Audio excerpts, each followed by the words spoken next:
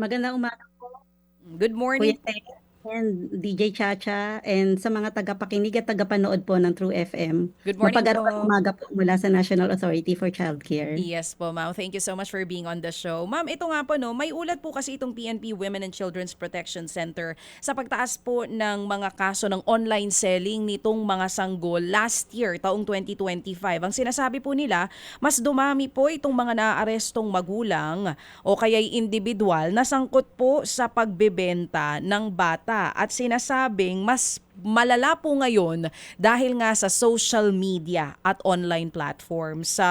ASEC, sa panig po ng NACC, meron po ba kayong sariling datos kaugnay po nitong pagbebenta o illegal na pag-aalok po ng sanggol online? Tama po kayo, DJ Chacha. Mayroon na nga pong mga napapabalita na pagtaas po ng bilang ng mga insidente po ng online baby selling kumpara po noong 2024. Base po sa monitoring ng NACC sa pakikipag-ugnayan na rin sa ating PNPW, Women and Child Protection Center, Women and Children Protection Center. Mayroon po tayong na-monitor na 18 po na mga covert operations ng PNP, 5 po noong 2024 and then 8 po noong 2025.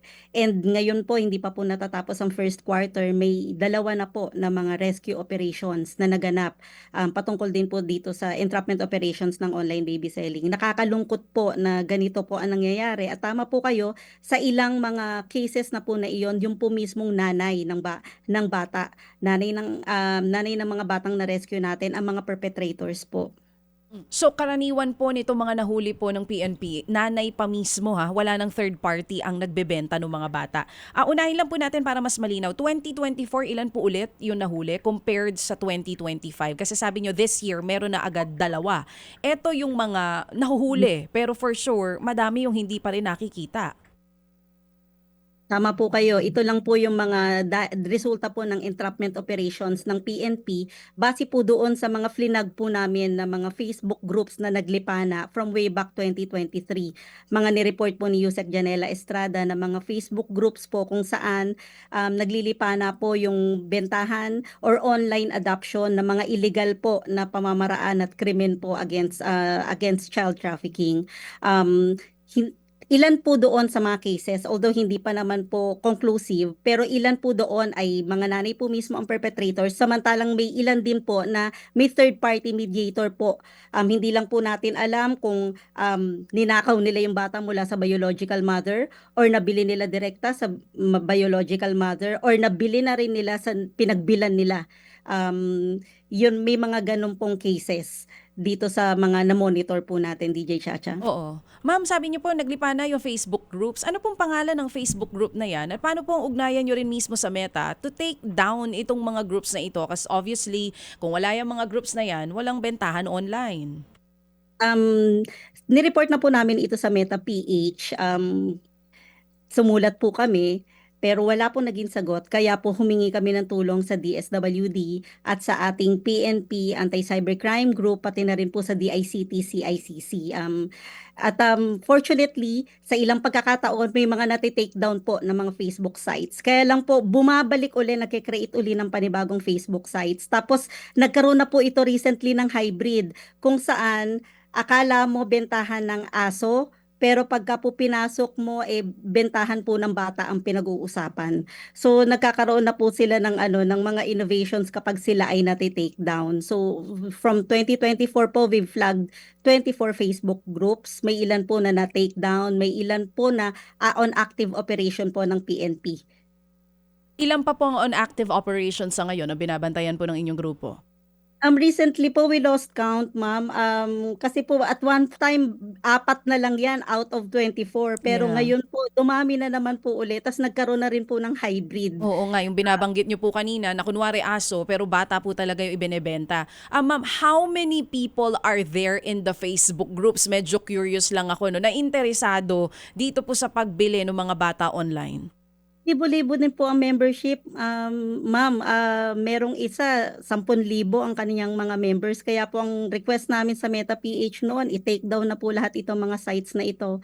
Although ang PNP po nakiusap lang noon na, na hindi lahatan kasi meron pong mga ongoing active operations, active entrapment Oo, operations. ma'am, aside from Facebook, meron pa bang ibang platforms kung saan mayroong bentahan? Kasi if Meta is medyo mabagal or not doing anything para po mapabilis yung pag-take down nito mga Facebook groups na ito, ano kayang po pwedeng gawin pa ng gobyerno para masigpitan nila? Kasi kanila yung platform, hindi pwedeng wala silang gawin. Tama po kayo. Kaya nga po natutuwa kami na tinutulungan po kami ng DICT patungkol dito sa pagti-take down po nitong lahat ng mga Facebook sites na ito. So far po sa Facebook lang po namin sila na monitor, and we're hoping po sana na eventually ma-take down na po lahat ito para wala na pong platform kung saan po pwede sila mag-usap at magkaroon po ng ganitong transaksyon, dahil bawal po ito at hindi po tayo nagbebenta ng bata because they are not commodities, they are humans that we all need to protect po. At kung hindi na po nila kayang alagaan itong mga bata na ito, hindi po kailangang ibenta. Meron pong mekanismo under the Republic Act 11642 kung saan po pwede po nilang isuko ang pangangalaga sa kanilang mga anak. Idaan po natin sa legal na proseso dahil pwede po natin silang maproseso para mapaampon sa mga pamilyang Pilipino po na nag-qualify at nag-aantay na magkaroon ng sarili nilang anak sa pamamagitan po ng legal na proseso ng pagpapaampon, ma'am. Oo, kulong po ito, no, yung mga magulang na nagbebenta po ng mga anak nila sa online or kahit saan pa. Opo, meron po itong 20 years to life imprisonment na parusa, and fine po na 1.1 million to 5 million pesos po, under violation po ng ating anti-trafficking law. Ito pong online baby selling, it comprises child trafficking, na may parusang pagkakakulong po na 20 years hanggang habang buhay. Ito rin po ay violation sa special protection po ng ating mga bata. This is an anti-child abuse. Ito rin po ay violation ng illegal adoption and violation din po ng ating anti-cybercrime law. Yun pong bumili, ganun din po ba kahaba ang kulong nito? Maging yung Opo. fine, same din? Opo, DJ Chacha, kaya nais din po nating iparating sa ating mga mamamayan na bawal pong bumili ng bata because you can also be held liable under child against trafficking law po natin. Kaya po hindi po natin ini-encourage, ito po ay bawal. If you want to adopt children, meron po tayong legal na proseso, at wala hong binabayaran sa proseso ng pagpapaampon, DJ Chacha. Ang kailangan lang pong pagkagastusan ng ating prospective adoptive parents yung pong kanilang mga requirements. At kung gusto po nilang kumuha ng serbisyo ng child placing agency na tututok sa kanilang adoption cases. Pero wala pong binabayaran na kahit na anong fee sa NACC o sa aming mga regional offices patungkol sa pagpapaampon, dahil administrative na po ang adoption na yon ngayon. Compared po noon na judicial lang adoption, dadaan ka sa korte, kailangan mo ng abogado. Ngayon po, under the new law, Republic Act 11642, serbisyo na lang po ng licensed social worker ang kailangan ng ating mga mamamayan kung sila po ay gustong mag-ampon. At hindi po Oo. pwedeng online. Wala pong online adoption. Ito po ay illegal. Oo, that's good, ma'am, ano? Kasi baka hindi rin aware yung ibang mga magulang na mas pinadali na yung proseso ngayon ng pag-a-adopt ng bata, especially dun sa mga syempre hindi magkaroon ng supling at gusto po talaga ng anak. Baka hindi nga sila aware na ganito na yung proseso, walang babayaran, hindi na rin masyadong pahihirapan. Pero, ma'am, medyo curious lang din po ako, doon sa monitoring nyo, saang area halos yung pinakamadami yung mga nagbebenta ng kanilang sanggol? At ano po kadalasan, bukod sa kahirapan na, ano kadalasan po ang dahilan nila kung bakit nila ginagawa ito? So far po, dito po sa NCR, ang maraming cases po. Although kalat naman po sa iba't ibang mga regions.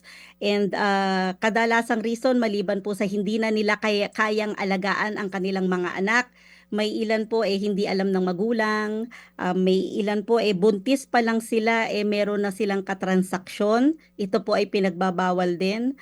At yun naman pong iba hindi na yung pong iba hindi ho namin nalaman ng reason kasi third party na po yung perpetrator. Hindi po namin na confirm kung nabili ba nila sa biological parent o binili rin nila sa ibang tao yung bata. Oo, meron din po ba tayong tinitingnan na parang sindikato na, kumbaga ito na talaga ang kabuhayan, mag-aanak, ibebenta sa mga middleman para gawing kabuhayan yung mga bata? Sa ngayon po hindi po namin ma-confirm kung meron po talagang sindikato. Yung iba po kasi dun sa mga Facebook groups minsan scam naman. Pero meron po tayong isa na monitor na third man po yung yung naging perpetrator, and mukha naman hong isolated po yung cases na ito. Hopefully hindi po sana sindikato. But at least ngayon, dahil mas marami pong nagbebenta online, mas madali nyo silang mahanap at madetect. Tama po ba? Compared before, na ang transaksyon ay hindi online? Oo, mas marami po kayo ngayon na nakikita na monitor nyo agad sila dahil nga po ang bentahan ay online. Yes po, talamak po kasi kapag nag-search ka po kasi sa internet, makikita mo na agad yung mga Facebook groups, and you'll be surprised na ang dami po nilang mga miyembro. Tapos ang bilis din ho makapasok doon sa Facebook group na yun kasi nag-try po si Yusef Janela way back 2022. Nakapasok po siya doon sa mga Facebook groups na yun, kaya po nakita niya yung mga modus operandi at i-report niya po agad sa NBI and then sa PNP po. Oh. Ma'am Asek, ilatag ko lang po doon sa ano no, doon sa profile no. Una, actual na bilang po ba meron kayo sa successful na nakapagbenta ng sanggol yung ina o sino man pong tao, at yung profile po nung nagbentang ito? Meron ba kayong datos doon, ma'am? Sir Ted, sa ngayon po wala po kaming confirmed data kasi po ongoing po yung cases na ito, so medyo hirap po kaming kunin yung exact details with the PNP. But as of now po, we have received report po na may out of 17 operations po ng PNP since 2024, 18 na po yung mga biktimang na-rescue natin, and 24 po yung perpetrators na nahuli. We'll get back to you po kung ilan po mismo yung biological mothers ang mga perpetrators, and meron na po tayong isang successful conviction, Sir Ted. Okay, yan ho bang kahirapan sa pagkuha ng data dahil sa Data Privacy Act o bakit po?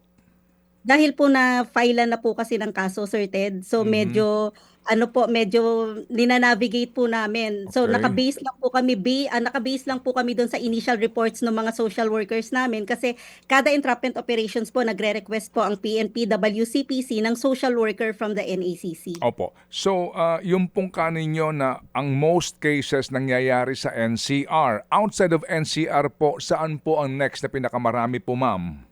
Meron po tayong na-report from Calabarzon, meron din po from Eastern Visayas. Second to NCR, Sir Ted, is Calabarzon po, Region 4A. Opo. Yung edad ng mga bata, ma'am, ano po ang mga edad nito? We had reports po na 1 day old, 2 days old, weeks old, below 1 year old. Yan po yung age range po. 2 years old below po, Sir Ted, na mga bata po. Yung profile naman ng mga ina, ano ho ang mga edad po nila? We have one perpetrator po na minor.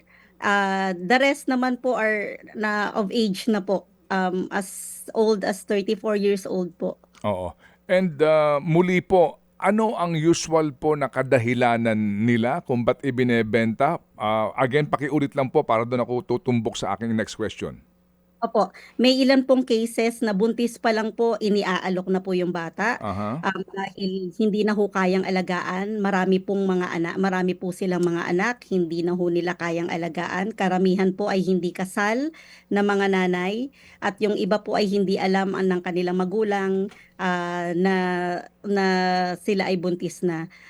Kadalasan po talaga ay hindi na ho nila kayang ipagpatuloy ang pag-aalaga sa kanilang anak. Oo. So ma'am, meron ho ba kayong kaso na dahil, kasi dati ho meron kami na ibalita na dahil yung mag-asawa ay baon sa utang, nasangkot sa sinasabi daw po na bisyo, ano po, kaya po nagbebenta ng anak. Dito po sa mga binanggit ninyo, meron ho bang ganon dito na dahil sa bisyo, either sugal o droga, yung po naging dahilan kaya ibinebenta ang anak? We're not sure po with sugal, pero meron po dahil sa droga, Sir Ted. Okay. Opo. And ito hong mga inyo pong napag-alaman na nagbebenta, ano po ang ginagawa ng Estado sa kanila? Yung pong kasong kriminal, naunawaan natin, pero meron ho ba ditong assessment ng mga social workers natin sa estado po ng kanilang kaisipan? Kasi bilang magulang, anak, ikaw nagluwal nito, ibebenta mo. Alam niyo ho yun, yung state of mind nung babae? Tama po kayo, Sir Ted. Kada operations po ng PNP, mayroon pong presence ng social worker na nandoon. At dapat po talaga nagkakaroon po ng counseling sessions dito sa ating mga perpetrators, lalo na po yung mga biological mothers. Dahil ang gusto po ng NACC ay malaman po sa nanay kung talaga bang gusto niya nang isuko ang pangangalaga sa anak niya at kung ano ang plano niya. Kung mayroon po ba kung mayroon po ba silang mga kamag-anak na po pwedeng mag-alaga ng kanilang anak. Kasi as much as possible, we want children to grow up po in a family setting. Kung hindi man po kasama yung kanilang nanay, at least sa mga kamag-anak po sana, kesa naman tumanda ang mga bata sa ating mga institution, sa mga residential care facilities. Unfortunately, nagkakaroon po kami ng challenges, Sir Ted, sa coordination po, para po kami ay mabigyan ng permission para po dapat po kasi continuous and minimum 3 months po yung counseling session sa mga biological mothers para po maproseso namin sana ang kanilang mga anak kung gusto na po nilang isuko ang kanilang parental authority, para po execute na po natin sila ng deed of voluntary commitment only after proper counseling po na hindi sila talaga napilitan at nabigyan po sila ng interventions. Kung ano't ano man po ang decision nila, the NECC will support them. If they want to keep the children, kung sila ay makalabas na, we have alternative childcare mechanism. Pwede po nating ilagay sa foster care ang kanilang mga anak. Kung ang kanilang mga anak naman ay gusto na talaga nilang ipaampon, ayaw na nilang alagaan, meron din hong mechanism para po maipaampon natin ang kanilang mga anak. Ma'am, kapag ho ganyan na sitwasyon na marami na silang anak, siguro po hindi na gusto yung dagdag pa. Sa halip nga po na yaan, alam nyo na, yung mali pong gawain na ibebenta mo yan, magkukusa kang lalapit sa DSWD para ipaampon yung bata. Doon po sa mga unang anak pa lang, ayaw na talaga, unwanted pregnancy ito. Paano po yun? Kasi nga, ang hirap din po nung anak ka ng anak, alam mo nang mahirap magkaroon ng anak, pero anak ka pa rin ng anak, and then eventually, paubaya mo sa estado. Paano ho natin mababalanse yung ganun pong sitwasyon na yung maging responsable mga ina, ang mga couples, and then yun din pong pagsiguro na hindi ho naman mapapariwara yung bata kung sakasakali po na gusto na ho itong pakawalan ng kanilang mga biological mother, ma'am. Paano po yun? Opo, Sir Ted, maliban po sa mga programa ng DSWD, actually po meron na rin po tayo mga interventions ang ating mga local government units through their local social welfare development officers, yung po mga LSWDO. Meron po mga family strengthening programs, at kung meron pong krisis ang pamilya, they can go to their LSWDO para po mabigyan sila ng tamang interventions. May this be financial challenges, marital challenges, problema po sa mga kamag-anak, problema po sa situation nila, kung ano pong crisis situation yan. Ang protocol po sana natin ay matulungan ang magulang na i-preserve po yung pag-aalaga sa kanilang mga anak. As much as possible, wag ho sana nilang i-let go. Pero if to no avail po, after series of counselings, kahit nabigyan na po sila ng tamang intervention, and they still decide to go through with the relinquishment of their parental authority, meron naman pong mechanisms in place. At least alam po natin na na-exhaust muna natin yung mga possible remedies, at natulungan muna natin sila para hindi nila sana i-let go ang kanilang mga anak, at naidaan po natin sa tamang proseso. We have family strengthening programs po. Ngayon, kung ma-decide po nila na i-let go ang kanilang mga anak through the process of adoption, nasisiguro po natin na sila ay mailalagay sa tamang pamilya dahil meron po tayong proseso kung saan yung pong ating mga prospective adoptive parents dumadaan po sa masusing comply po sa mga requirements. Maliban po dun sa financial capability, maliban po sa medical, physical capability nila, meron din pong psychological evaluation na isinasagawa para po malaman natin kung capable nga po ba talaga silang mag-alaga dahil buhay po ng bata ang itatagubili natin sa kanila. And we also have the help of our multidisciplinary team of experts, Sir Ted and DJ Chacham. We have child psychologist, we have pediatrician, we have lawyer, we have social worker, and we have NGO representative na sama-sama pong nag-a-assess kung suitable po ba kung i-approve po ang applications ng mga prospective adoptive parents.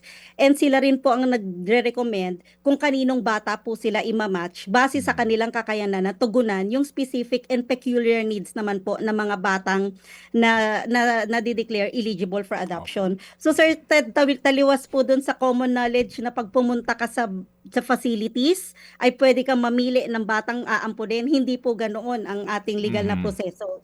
Kasi po may matching process po at meron po tayong panel of experts na nag-a-assess po kung kanino sila maimamatch na mga bata na eligible for adoption. Opo, opo. So ma'am, yung pong mga bata po na mga na-recover sa ginawa pong operasyon ng inyong task force, ano po ang nagiging disposisyon doon? Habang hawak ng estado, ma'am, paano po? Yes po, pinangangalagaan po sila ng ating mga DSWD residential care facilities o ng ating mga privately owned child caring agencies. So for the time being na sila po ay nasa temporary care ng ating nitong mga facilities na ito, inaalam po natin kung na-register na ba ang birth certificate ng mga bata para po at least maproseso na po yung registration ng birth certificate.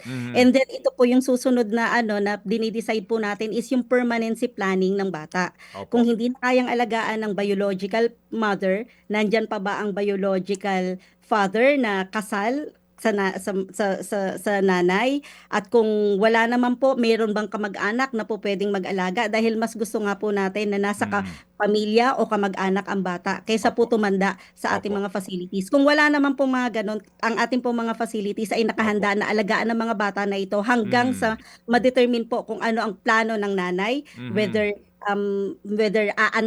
gusto niyang antayin siya ng anak niya o gusto niya na pong ipaampon ang bata. Okay. Meron po tayong alternative childcare mechanism, Sir Ted, para po mabigyan ng proteksyon at pangangalaga ang mga batang wala sa pangangalaga ng kanilang mga biological parents. Opo. Sige po. Ma'am, dito ho ba walang dayuhan na nasa likod ng ibang mga kaso ng pagbili o pagbebenta po ng sanggol?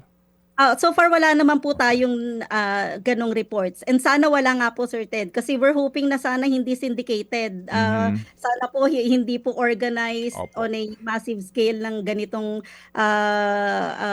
operations. Sana po isolated case nga lang po sana ito, dahil we're hoping po na in the near future ma-take down na po lahat ng mga Facebook sites kung saan ginagawa po itong online baby selling, para po wala na silang avenue or forum po para makapag-usap at makapagkita at makapag-transact, Sir Ted. Opo, sige po. So, muli po ang kaparusahan dito sa mga nagbebenta ng bata. Ikaw man po yung ina nung sanggol o bata, ikaw po ay third party, middleman ka dito, at yung bumibili po dito, ano pong naghihintay na kaparusahan po, ma'am? 20 years to life imprisonment po, Sir Ted, at 1 million to 5 million po na fine upon discretion or both upon discretion of the court po, Sir Ted. Opo, siguro po doon sa fine sa mga nagbebenta sa kahirapan, malabo na yon, pero doon po sa mga bumibili, ganun po yung ma'am, ano po? Depende po sa magiging kapasyahan ng korte, Sir Ted. Opo, sige po. Okay, so ma'am, ano po ang mga numbers o mga website po na maaaring puntahan ng ating mga manonood para po sa dagdag kaalaman sa isyong ito, at kung may gusto po magsumbong, baka po may mga alam sila na mga nagtatangka na ngayon o alam po ng mga kumikilos dito po sa gantong uri po ng illegal na gawain, ma'am. Opo, sila po ay po pwedeng makipag-ugnayan sa National Authority for Child Care, adoption@nacc.gov.ph. Adoption@nacc.gov.ph, o di kaya naman sa number po na 0917-633-2222. 0917-633-NACC.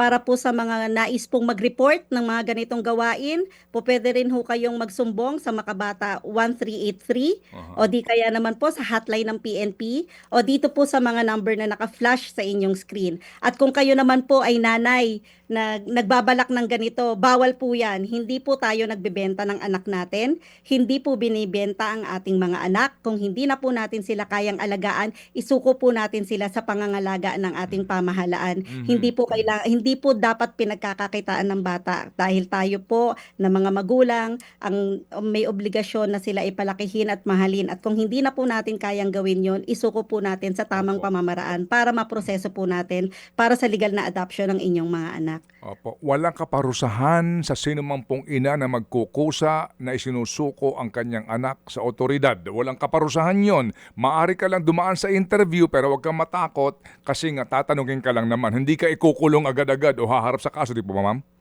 Yes po, at bibigyan Okay. po sila ng tulong at counseling, Sir Ted. Kasi Opo. kadalasan naman, itong mga nanay na ito, biktima rin din po kasi ng Opo. pang-aabuso. Opo. Kaya po nais po natin silang tulungan. Opo, yes. Huwag ho kayong mahiya na lumapit sa binabanggit ni ma'am kung may ganun kayong problema. Hindi po kayo huhulihin. Dapat hindi ka pagagalitan, ma'am, di ba? Kasi nga may problema psychological eh. So kumbaga, kakalingain ka, gagabayan ka. Kung talagang ganun ang sitwasyon, magkakaroon ng proseso. Huwag kayong matakot magsabi. Huwag kayong matakot magkwento. Huwag kayong matakot humingi ng tulong. Yun po yun, ma'am. Tama po. Ganon din po, Sir Ted, doon po sa ating mga foundlings na natatagpuan kung saan-saan sa Pilipinas. Isa rin po yan sa mandato ng NACC. Kung ito nga pong mga nanay dahil maaaring produkto po ng incestuous rape o di kaya naman teenage pregnancy, kung ano man po ang reason ninyo, hindi ho kailangang itapon o iwan sa kung saan-saan ang inyong mga babies. Opo. I-subject sila sa disgrasya or possible po na kamatayan. Opo. Ang pwede nyo po silang isuko sa ating mga DSWD facilities, sa ating mga LGU managed facilities o sa mga child caring agencies, tatanggapin po at kukupkupin ng inyong mga bata at hindi po kayo huhulihin. Under the Foundling Recognition and Protection Act, po pwede ho nating alagaan ang mga bata at hindi po ninyo kailangan itapon kung saan-saan. Apo. Ay napakaganda nitong ating ugnayan na ito. No? Kami po'y natuto, ma'am, at lalo ho kaming magsisipag dito para po tulungan ang inyong advokasya, para po sa pangangalaga po sa ating mga kabataan at sa mga magulang po ng mga kabataan na ito. Mabuhay kayo, Asek. Salamat sa panahon. Maraming salamat po, Sir Ted and DJ Chacha at sa mga tagapakinig, taga-suporta po ng True FM. Mapag-arugang araw po mula sa National Authority for Child. Mga kapatid, brothers and sisters, saan ka pa? Dito na tayo sa totoo. Dito na tayo sa True FM. Mga kapatid, mag-subscribe and follow po kayo sa social media accounts ng True Network PH. Yan po kami. Hanapin nyo lang True Network PH, Facebook, Instagram, YouTube, TikTok, and podcast. Mapa Apple or Spotify man yan, mahahanap nyo kami. Lahat ng mga napapanood at napapakinggan nyo po sa programa, nasa social media accounts namin yan. So, paano mga kapatid? See you sa social media!